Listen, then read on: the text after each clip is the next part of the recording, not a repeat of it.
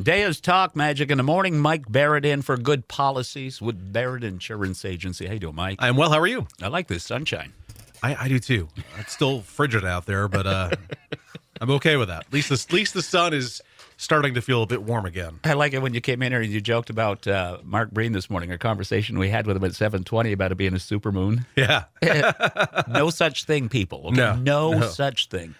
Anyways, Mark's always fun to hang Polar out with. vortex. Polar vortex. Naming storms. Good policies. All things I'm sure Mark loves, by the way. Yes. Good policies, insurance, information. It is we talk about all the time, very complex industry. I's and T's and legalities and all that. When we say I's and T's, it's I's crossed. Yeah, exactly. I's crossed, T's dotted. That's Absolutely. it. That's how I do it. Yeah. So, interesting subject this morning here. Fortunately, knocking on wood, haven't been involved in a car accident lately. We've talked about all the services you provide, but there's some information out there online that people need to know, and you decided to talk about this today. Yeah. You've been in a car accident. What do you do?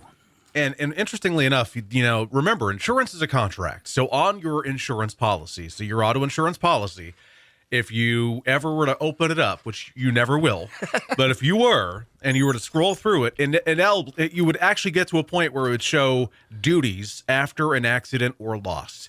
So yes, written in the contract is wording that pertains to your responsibility if you are involved in an accident or your vehicle suffers a loss. And it lays out, every company's a little different, but most use similar verbiage, where the company will say, look, we have no responsibility to provide coverage under this policy unless you have been in full compliance with the following duties. So it goes on to talk about notifying the company promptly when, where, and how the accident happened. Notice should include names, addresses, injured persons, witnesses, things like that. Person seeking coverage needs to cooperate with investigations through the claims process with adjusters, promptly sending copies of any notices, working through the process of physical exams if there's bodily injury and things like that. I mean, it's not a very long section, but it's multiple paragraphs and subsections that really get into the details, the nuts and bolts of what you need to do if you're in an automobile accident. One of them, too, is if your vehicle suffers a loss, that you need to work towards mitigating further loss to your vehicle. Okay. So you have responsibilities there. Now, you're never going to, in an accident situation, you're never going to go, oh, I should open my policy and read that here on the scene. When you're in an auto accident, whether it's a single vehicle accident because you slid off the road or you backed into somebody or ran into somebody or somebody ran into you, it doesn't matter how the accident occurred. If an accident happens, you're going to have anxiety. You're going to have adrenaline. You're not going to necessarily be thinking right. So Rage? Maybe some rage in Yeah. some cases too. So, if you look, the biggest thing you should do is get your ID card immediately. Get your auto insurance ID card. I've been in very few accidents, thankfully, okay? And that is the one thing I do. Yeah. I have never. I guess, just as human as anybody out there. I never reach for my policy. One, it's not in my glove box. Right, and it wouldn't be. But my card is. Right. And your ID card is not just there to show the police officers when you get pulled over or involved in an accident that you are carrying the required insurance in the state. It's there to give you some guidance. And on your ID card that you so nicely shared, because I forgot to bring mine in this morning, there's a couple things written on the back of your ID card. What does it say? It says, if you're in an accident, this is my real card here. It says, if you're in an accident, remain at the scene, do not admit fault. Okay. Why do they not want you to admit fault? Because that's going to be on the responsibility of not necessarily just the police officers, but as well, the responsibility will lie within the insurance carrier's adjusters. In the confusion of the incident, you may say, oh, I'm sorry, it was my fault. Boom. And then it wasn't. Yeah. Okay. So then it goes on to say, find a safe location, call the police, and exchange driver information. Yes. And then call Progressive right away. Well, right. Call your insurance carrier right away or your insurance agent if they file claims on your behalf, which we do for our clients as well. So, and there's a lot of, you were kind enough, we looked on some websites this morning, and there's a lot of great stuff. Get witness name, vehicle damage, take pictures, get police officer names if they respond to the accident. I mean, the list goes on. But here's the nuts and bolts, because there's only so much one can retain and try to have for recall in the event of an accident. I mean, I hit a deer, and I totally had that experience of anxiety. What do I do? Oh my gosh, I don't know what I'm going to do here. So I get it, and I'm in the business. So here's what you need to do. You're in an accident of any kind. First and foremost, make sure everyone's safe. Make sure check on everybody. 2, get your ID card. 3, get the person and have a dialogue with them of the person that's in the other vehicle and get their ID card. Exchange them.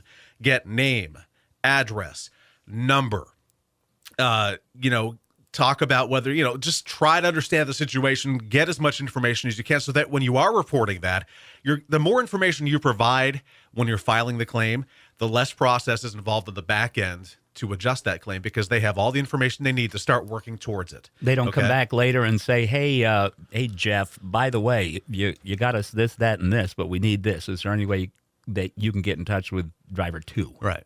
Their number's not right, or, if they have, with all the data that's out there, if you get one digit wrong in their number, but yet you have their full name and address, we're still going to be able to find that person and contact them. Well, that and policy number. Now, exactly. Policy, carrier, vehicle information.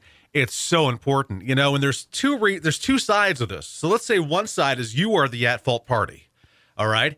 And now you've gotten into an accident, whether it be, let's say it's a small fender bender, and now that person a day or two later is claiming all kinds of medical issues. My neck, my back. All right. And that happens all the time. Mm-hmm. Option 2, you hit somebody and they go, don't worry about it. We don't need to file it. We don't need to call the police. We don't need to. We're good. We're good. I have had 3 instances in my career where I've had people call me and say, look, I just want to let you know I got in an accident. The other party, very minimal damage to a late model vehicle. They don't care about it. I'm not going to file a claim, and I'll file a claim for them. And guess what? It pays out pretty significantly. So never do that. Never let the other party tell you that, let me know and I'll pay for it, because they won't. Now, there'll be an instance, obviously, and, being that both you and I have sat here and read news stories, there will be instances in an accident where that driver can't provide the information, but it's there, right? And authorities or somebody will gather it. Right. Now, should you call police? Yeah, call them every time. Always. Absolutely. Now, there are some circumstances where police probably will not come. In a parking lot, they will probably not come in a parking lot. Now, if there's significant damage or bodily injury, absolutely they will come. But in a parking lot, it's highly probable they won't come. If it's a small fender bender in the middle of a 4-way intersection and you're going to be tying up traffic, if you can, get out of the way and then call the police. That goes back to an important point, and it's on our list here. If you do not have to, do not move the vehicles, right? Now, we've heard and we've seen in some of the large 1-800-888 number campaigns on TV and stuff where, well, I can just take a picture and send it off to my agent. Doesn't always work that way. The discussion and claiming of responsibility. So what company's paying for what? Companies are not just there waiting to cut a check saying, hey, no problem, John. You hit somebody, they hit you. We don't care. Here's your money. In Vermont, we are considered an at-fault state, not a no-fault state.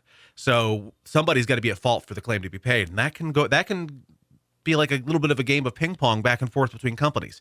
So the more information you have, the better dialogue you have through the process, the better results you'll see. You use ping pong. I'll use tug of war because it's National Tug of War Day today. So. Oh, even better. But important thing. We'll go back to the very beginning of this. Get all the information that you can. Yeah.